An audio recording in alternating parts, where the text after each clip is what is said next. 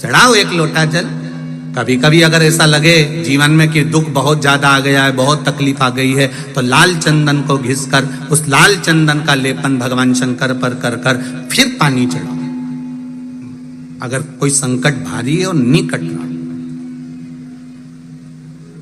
जैसे किसी नारी का गर्भ नहीं ठहर रहा, 15 साल हो गए, 20 साल हो गए, 25 साल, जैसे इसने लिखा एक माता ने कि 18 साल की बेटी हो गई थी पर संतान में पुत्र नहीं, तो उसने भाव से कथा सुनी।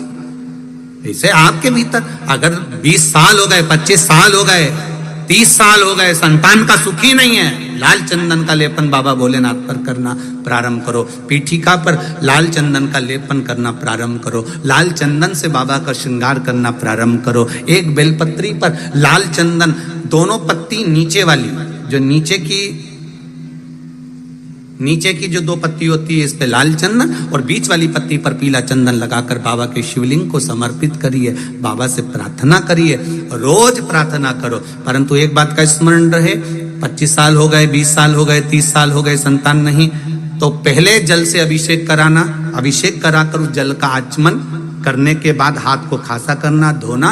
उसके बाद में फिर वापिस बाबा का स्नान कराओ, फिर चंदन का लेपन कराओ, फिर एक लोटा जल चढ़ाकर बाबा का स्नान कराओ। बाबा का बड़ा सुंदर भाव से लाल चंदन से जो अभिषेक करता है, बाबा को लेपन कर कर फिर जल चढ़ समर्पित करता है, निश्चित है उसकी गोदी मेरा देव अधिदेव महादेव जरूर भरता है। ये निश्चितता है।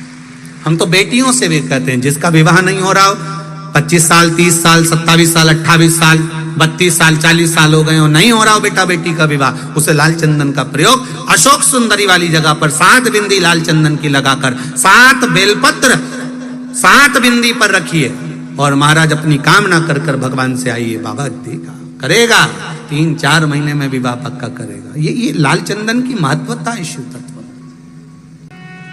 रोग बढ़ गया, बेलपत्री के वृक्ष के नीचे दीप लगाना प्रारंभ करो। बाबा से विनती कर कर घी का दिया लगाइए बेलपत्र वृक्ष के नीचे, बाबा से निवेदन करें, रोग निवारण